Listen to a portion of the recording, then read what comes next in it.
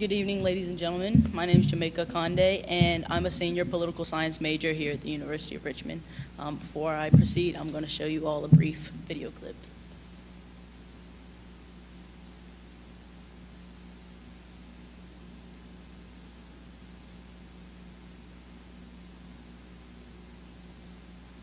Mr. Speaker.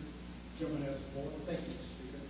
Mr. Speaker, it must be 3 or 4 weeks ago that the gentleman from Prince William County, Delegate Felter, suggested that I look at a documentary on Loving versus Commonwealth case, where the Virginia Supreme Court and the United States Supreme Court ruled that the Virginia Supreme Court had ruled that somebody who was of African American descent could not marry somebody who was Caucasian. And he told me, he suggested, Joe, if you look at that, it'll break your heart.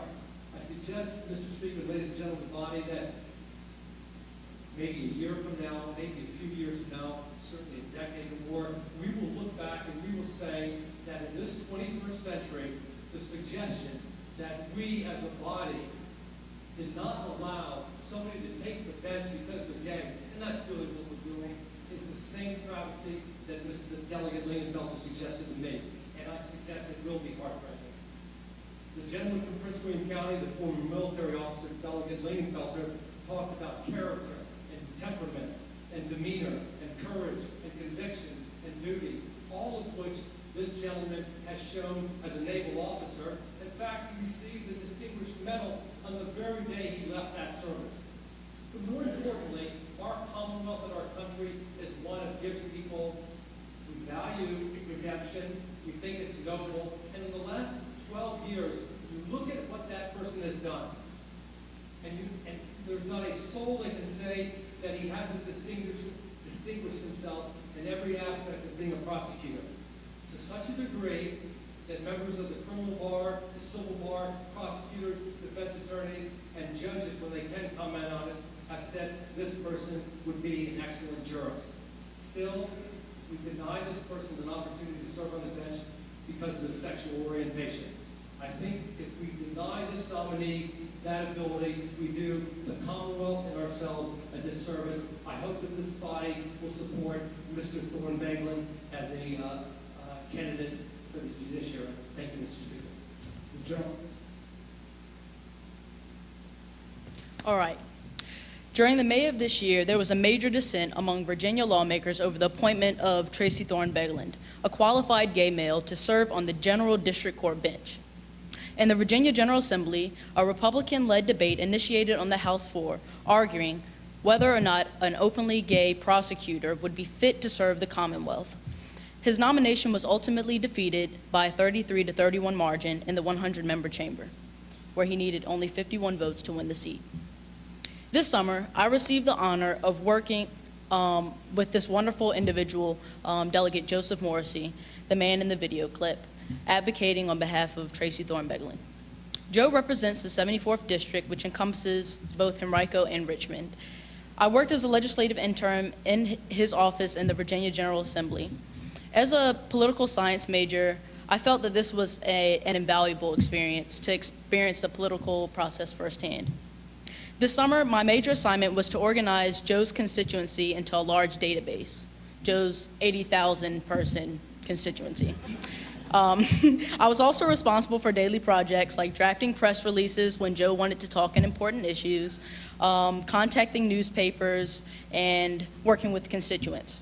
Actually, my favorite component of the internship was working with constituents and constituents' concerns, anywhere from power outages to responding to deaths in the family to explaining and assisting with restoration of rights privileges to newly registered offenders.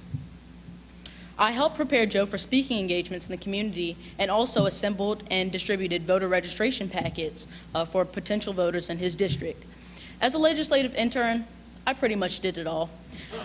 I was proud to serve Joe's district because he, as you could see, values people and people's concerns, especially his constituents, of course. In addition to my legislative responsibilities, I did my own personal research on lesbian, gay, bisexual, and transgender movement here in Virginia. My question was, given Delegate Joe Morrissey's bold defense of the candidate judgeship, Tracy Thorne Beglin, how are Democrats going to deal with the gay marriage issue in Virginia? I figured what a better opportunity to capitalize the current debate that ensued the first week that I entered my internship. Just to give a bit of background on myself, I'm a major advocate of LGBT equality in the state of Virginia. I'm an out transgender person, and I'm the co-founder and president of the Black Alliance for Sexual Minority Equality on this campus. I'm a junior board member at the Richmond Organization for Sexual Minority Youth, which is ROSME, and I've been involved with ROSME since I was about 14 years old. As you can see, my life is pretty much fully integrated in the LGBT movement. As a member of this community, I know how imperative it is to get legislation passed, codifying laws that protect individuals like myself from discrimination in its many forms. To complement my research, my faculty advisor, Dr. Andrea Simpson, gave me journals to read on the study of LGBT politics, the comparison of the two struggles, so the civil rights struggle of the 1960s and the current LGBT struggles today, as well as an article on the rejection of a human rights framing within LGBT advocacy. These would all serve as the foundation of the LGBT movement on a greater scale to give me something to compare Virginia's equality efforts with. Dr. Simpson's guidance and recommendation, with her guidance and recommendation, I was able to research and connect the national LGBT movement with Virginia's current movement, small but current. I researched in particular the issue of same-sex marriage and to what extent it would impact our voters in this election in November. As we know, Virginia is a swing state, and I felt that it would have some drive. When I wasn't in the office, I was out interviewing constituents, office personnel, activists in the community, and members of the faith-based community here in Richmond, Virginia. I wanted to gather any perception I could on the topic of same-sex marriage. I also researched bills that have come up in the past 7 years.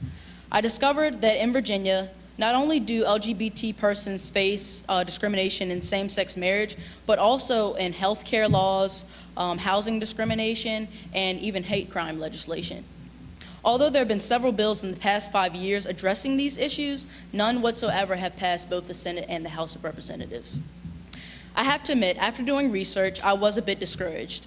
I was not surprised to find that religious conservatism plays a major role in the resistance to same-sex marriage, but it was just reiterated so much that we are not as close as we thought we were to reaching full equality, especially in this state.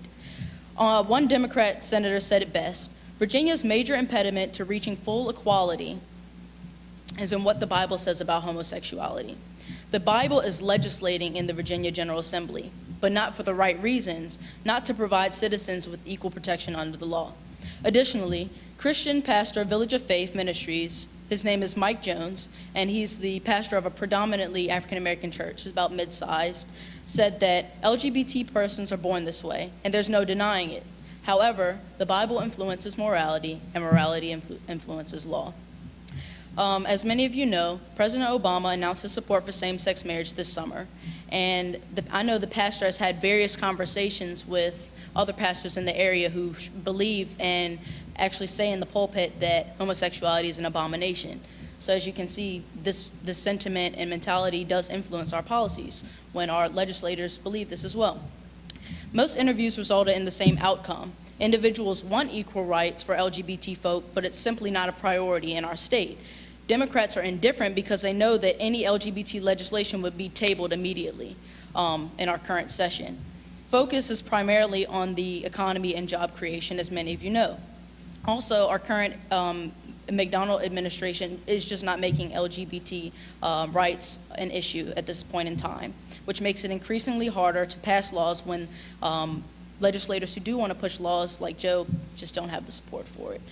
This summer, I often found myself frustrated as to why the movement is not gaining traction when other states have progressive domestic partner benefits, second parent same-sex adoption, workplace protections, marriage equality, all of which are essential components to the lives of LGBT persons when you take into account parents and children who have no recognition for their families.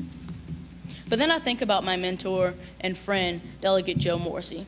He has fire, he has conviction, and he believes in the power of people and the power of good. If there's one thing I've learned this summer, it's that although policies have not necessarily changed in the Commonwealth of Virginia, mindsets are changing. People like Joe are allies in changing these mindsets. They call him Fighting Joe, as many of you know, and some of you don't, so they call him Fighting Joe. And like my mentor, I'm going to continue to fight for what I believe in until there's equality and justice for all Virginians, regardless of sexual orientation or gender identity. Thank you all for allowing me the possibility to work for this internship. It was an invaluable experience. Thank you to the Burhans for providing the income, and thank you for my beautiful mom for always supporting me, regardless of how, I guess, society sometimes treat trans people as pariahs. So thank you for everything.